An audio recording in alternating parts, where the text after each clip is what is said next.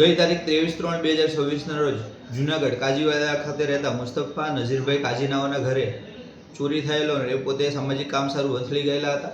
ઘરે પરત આવતા એમને પોતાના ઘરમાં તપાસ કરતા એમના ઘરમાં 8 તોલા દાગીના અને રોકડા રૂપિયા 1,50,000ની ચોરી થયેલોને જણાવતા, જે અંગે અત્રે પોલીસ સ્ટેશન સંપર્ક કરતા પોલીસે તેઓની ફરિયાદ નોંધી કાયદેસરની કાર્યવાહી કરેલ.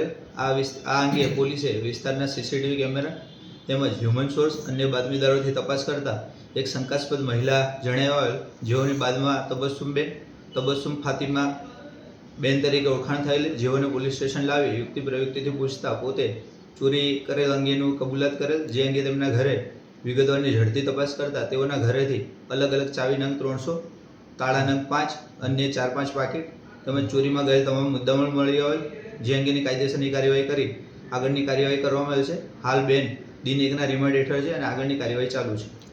સર, આની મોડસ ઓપરેન્ડી શું હતી? કઈ રીતના ગુનાને અંજામ આપતો?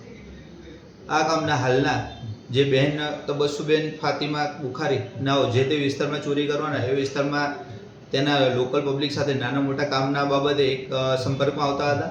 તેમજ બંધ મકાન હોય તો એમની પાસે અલગ અલગ પ્રકારની ચાવી હતી. એ ચાવીઓમાંથી યુક્તિ પ્રયુક્તિથી એ ચાવીથી તાળું ખોલી અને ચોરી કરીને ફરીવાર તાળું મારી અને ચોરી અંગેનો અંજામ આપતા હતા. આ ગુનાના કામે 75,000 રોકડા, દાગીના 8 તોલા તેમજ તેમના ઘરેથી શંકાસ્પદ તાળા, ચાવીઓ અને પાકીટ મળી આવેલ છે.